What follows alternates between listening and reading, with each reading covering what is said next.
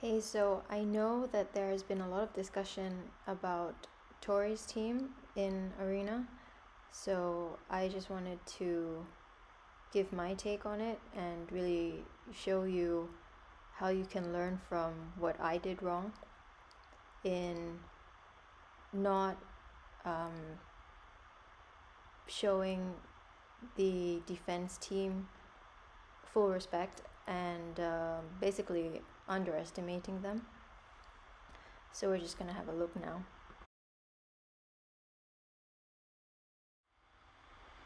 So you see here, I brought a team that I was just testing out for fun.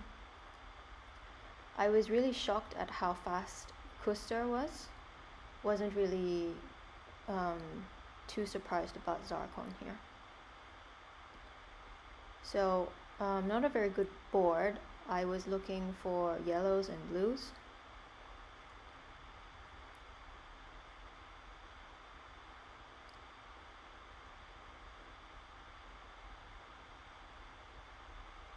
So I would get that purple cascade there.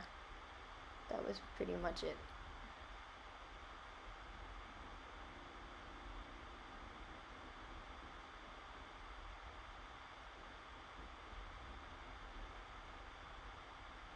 And I think this is actually a fight that went pretty well for me, considering how bad my tiles were. And how good this team actually is on defense. But you are going to see it fall apart in just a few seconds.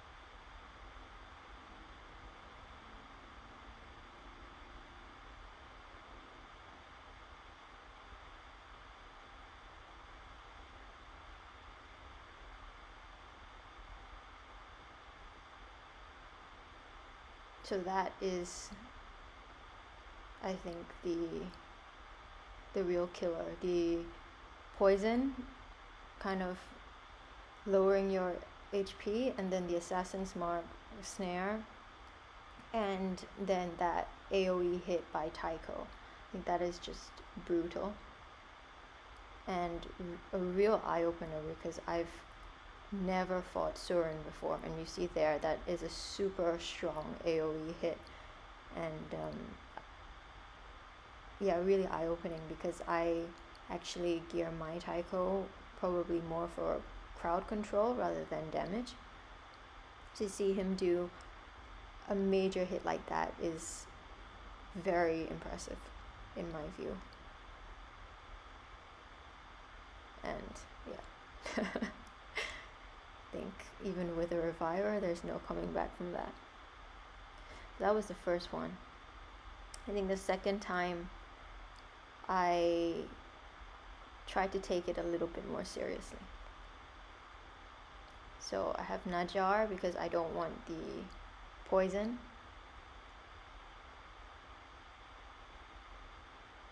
And now I'm changing my mind. I thought Nika because of all of the ailments that might pop up during the game, but I still wanted to try out Polina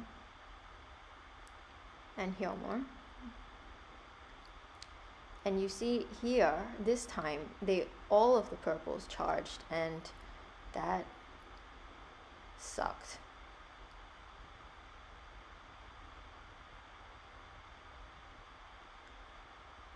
I don't know, I fought triple Zarkons, double Zarkons. This was just crazy.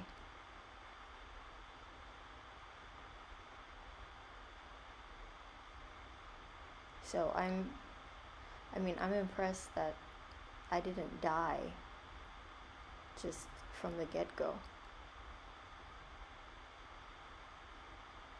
But you can see that I'm almost there. And that's the end.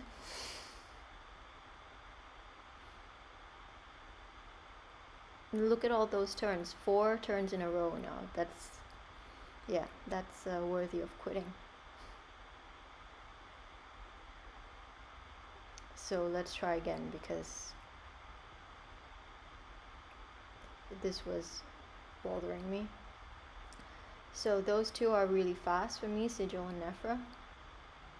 That's a sign I'm taking it more seriously.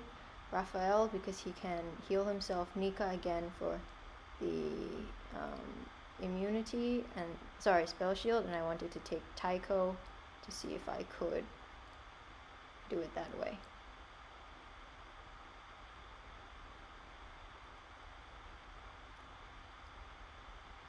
It's probably a bad decision on my part if I would take Dubrinka.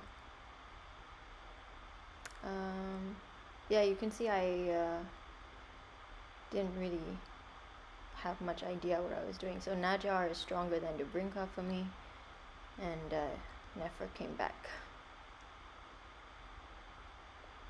They're there for the immunity, so I wanted to have both immunity and the chance to have spell shield. You can see that I'm now getting 3 turns, which is good, but I don't see purples, which is unfortunate.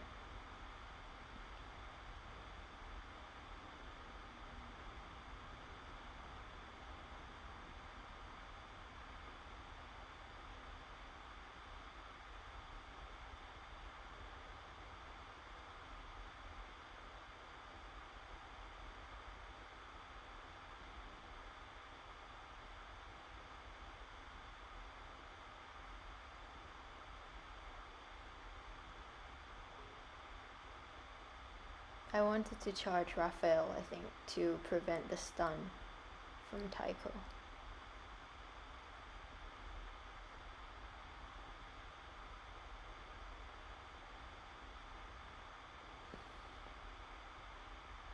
Problem is that you can't really do anything on the last turn before the enemy goes, because you can charge but you can't fire.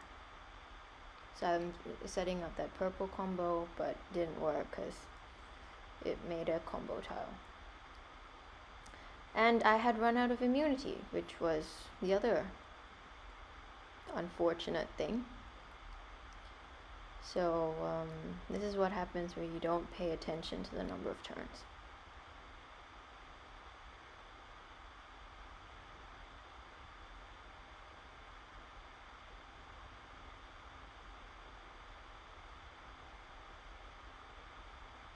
Not actually sure what I'm doing at this point. I think I'm just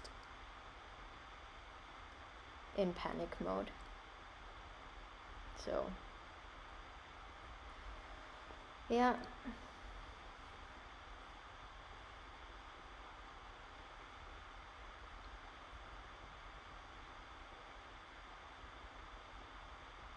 So you can see how it can all go down the drain.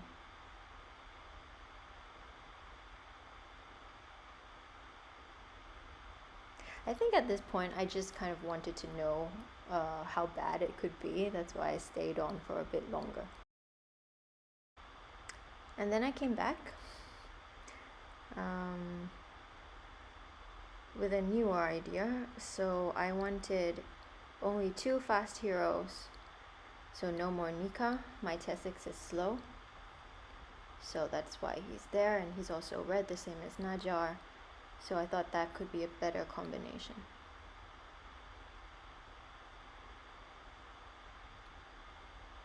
It's also slightly luckier with tiles this time around.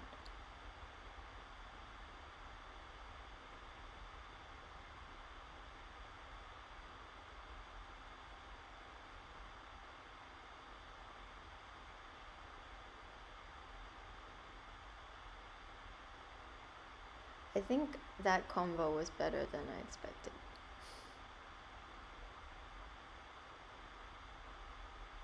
Okay, right. So they're all going to go off. I see a bunch of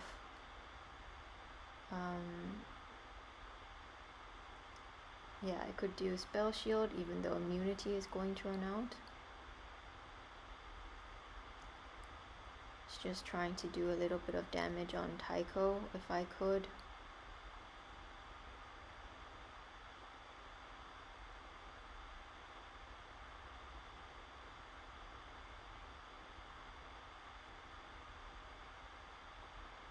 So more damage on Tycho.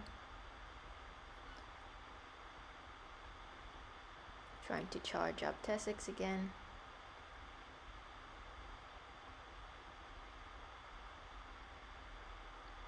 Then I wanted to line up the tiles for Arlen. So now I want to match yellows, blues, and purples. So that was a big sigh of relief.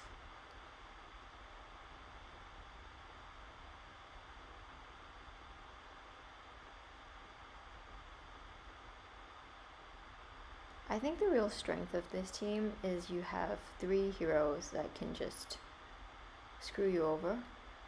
Zarkon, Surin, and Tycho. All deadly in their own right.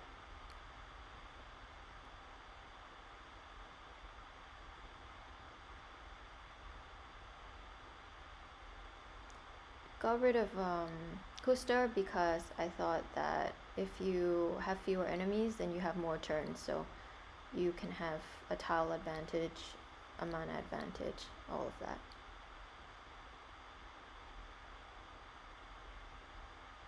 Unfortunate thing is Najjar is going to run out of taunt, I believe.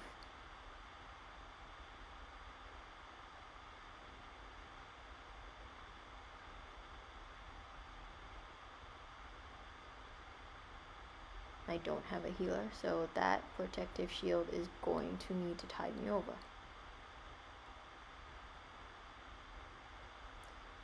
So, thank the gods that I have Sigil.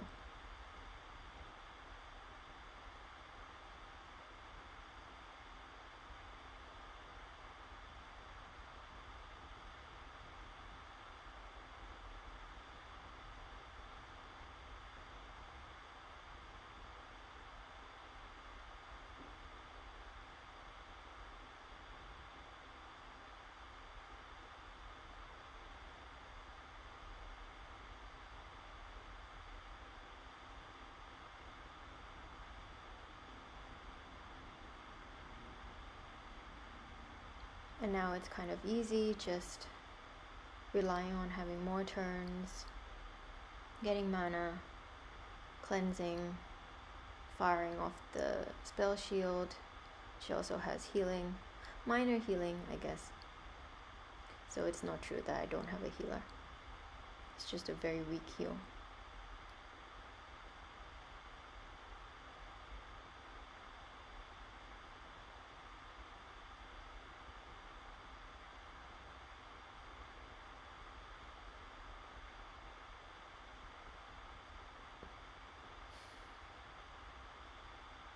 Even I'm kind of breathing a sigh of relief when I saw that it was down to just Strybog.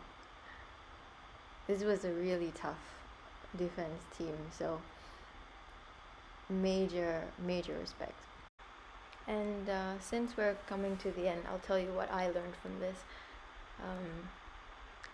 Not to underestimate your opponent. This is something that I have to constantly relearn. It's very tempting to go in with impatience with a team that's more aggressive than what my normal playstyle is.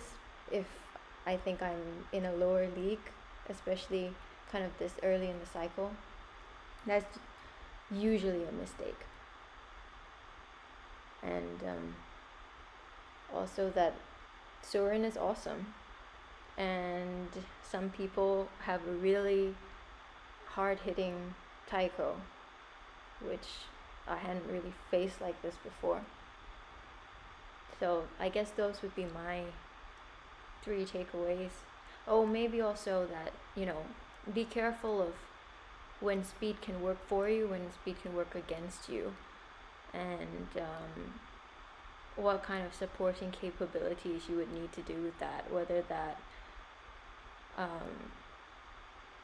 speed is good, of course, but at some point when the turn is starting to overlap, you may lose some advantage actually from being too fast in a way. So that is something for everyone to consider if they are leveling up on their speed. But yeah, I hope you found this as interesting and as eye-opening, maybe mind-blowing as I did. And if you're still here, thank you so much for watching, and I hope I'll see you next time.